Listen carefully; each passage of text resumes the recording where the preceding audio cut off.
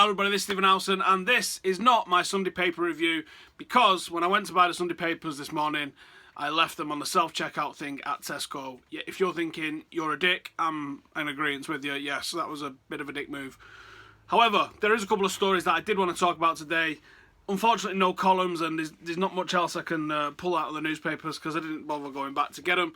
So we are just going to have to talk about what's breaking at the moment. And what's breaking at the moment is about Mkhitaryan from Dortmund. Now, his agent, Mino Raiola, has been in the papers recently. The guy seems like a right character, throwing a chair in negotiations with Dortmund later stages of last week, talking it up big time. Now, he's got a history at United with Paul Pogba. Fergie blames him, he blames Fergie.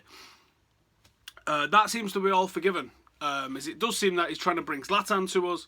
It definitely seems like he's trying to bring Mkhitaryan to us, and I'll get on to James Rodriguez in a little bit. Mkhitaryan at the moment for me is that right. If you want to play 4-2-3-1, or even if you want to play 4-3-3, then there's a right-sided attacking player slot that's available at the moment. There doesn't seem to be any desire to play Memphis Depay there. I wouldn't have minded seeing it just as a try. Just try it, and what's the worst that could happen? I think the way we line up it as either the 4-2-3-1 or in the 4-3-3, Memphis is very isolated on that left side, and I'd like to think that that would change if he went on the right side because of the fact he'd be trying to get round the back of defences rather than cutting across in front of them. But that's irrelevant.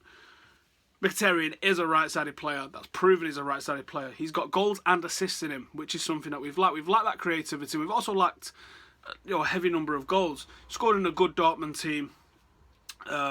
I would expect he's probably going to have the same sort of effect for us.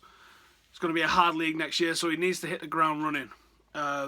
This deal seems like it's almost done. The news breaking this evening is that Dortmund are sending representatives to Manchester to get this deal concluded.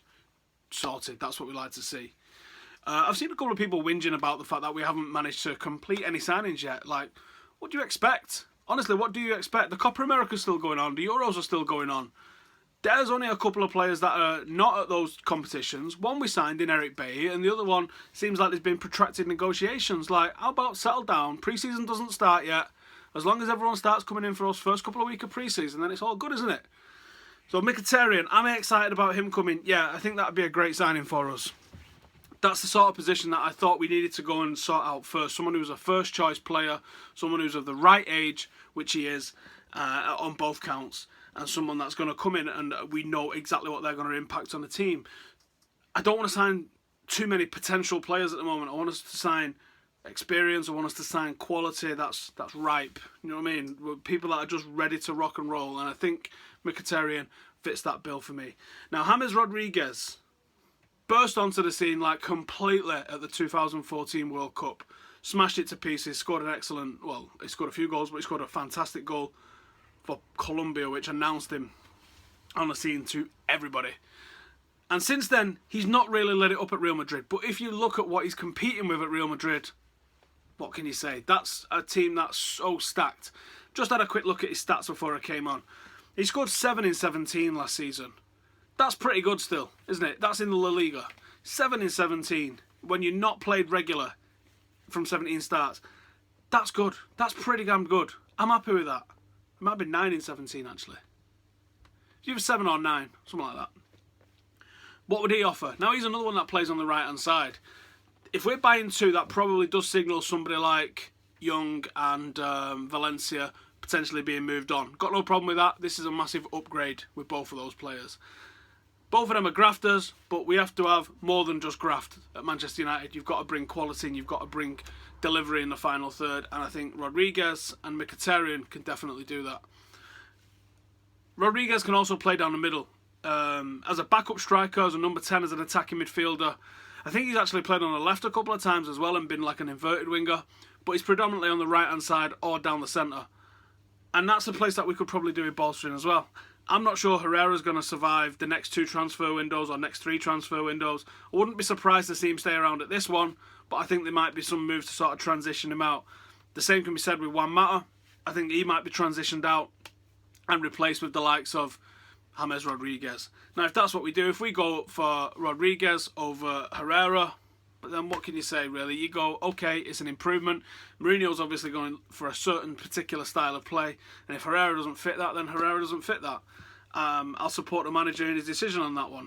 I'll be gutted to see him go because I like him, I like his personality, I like the fight that he's got in him. But if he's not in the manager's plans, then he's not in the manager's plans. That leaves us with some decent attacking options. Wayne Rooney's still there at the moment. Like I said, I wouldn't be surprised to see him go, but that doesn't mean that I definitely think he's going. People get it twisted. They think that saying one thing automatically means another thing. I wouldn't be surprised to see him go. That's just my opinion. I would not be surprised if he went. The fact that Mourinho's tried to sign him in the past means fuck all. So I wouldn't be surprised if Wayne Rooney went, but I wouldn't be surprised if he stayed, in all honesty, either. I think he's more likely to stay than go, but I would not be surprised if he did go. So that means there's competition around there for that attacking midfielder slot, and then that's the question: are you going to play 4-2-3-1 or 4-3-3, or even 4-4-2? I think there's a few teams that are going to be starting to move towards 4-4-2 next season, because 4-4-2 is not a bad antidote to the boring 4-2-3-1. Two strikers up front gives you that little bit more attacking prowess, doesn't it? I think there's also going to be some clubs that go with 3-5-2 next season as well. Again, two up front. Excited to see that. I love two up front. That's football for me. Football's about strike partnerships, not about strikers and who's around them. It's all been about strike partnerships for me. As I saw when I was growing up, that's what I want to see again. So if these two deals manage to come off, then that's 3 deals in the bag, with a potential Zlatan Ibrahimovic to be done next week, supposedly, if you read the papers. That was what was getting said this morning. That's not bad business for us so far. Where else could you see us strengthening? Now, I would love to see us bring somebody like a Kante in to bolster the midfield. But if he's happy to go with the midfield, a renewed contract for Carrick, and give Timothy Fosu-Mensah a try, and maybe the likes of Matty Willock might be hitting the fringes and stuff like that this season as well, then I'm all for that.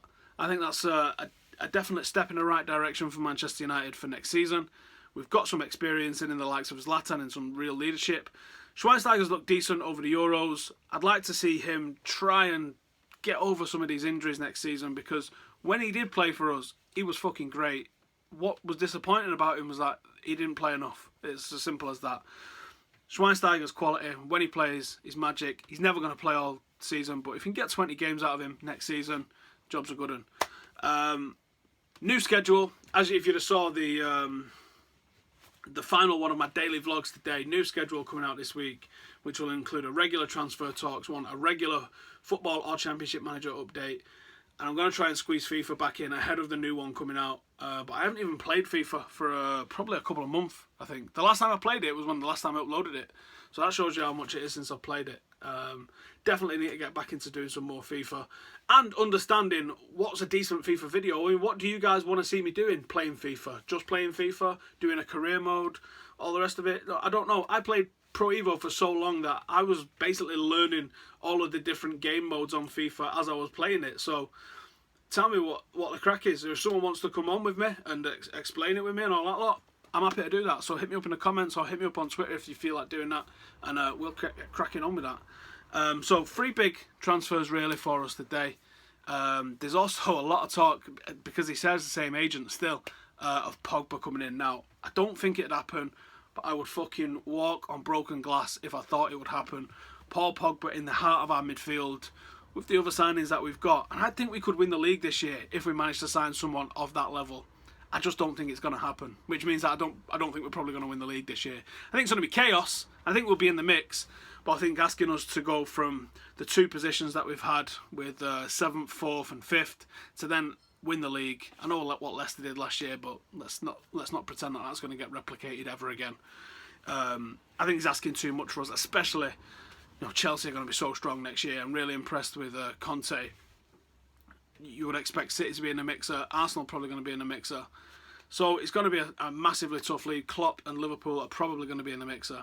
So whatever happens, it's going to be an exciting season. And I think now you're starting to see teams coming out of the Euros. That's going to happen over the next week massively. There's a lot of teams coming out over the next week. You're going to start to see some transfers really start taking shape. The journalists are going to start getting in the mixer with it again, and there's going to be loads to talk about. So hopefully next week we'll have tons of stuff. I'll have an England review for you tomorrow evening after the game.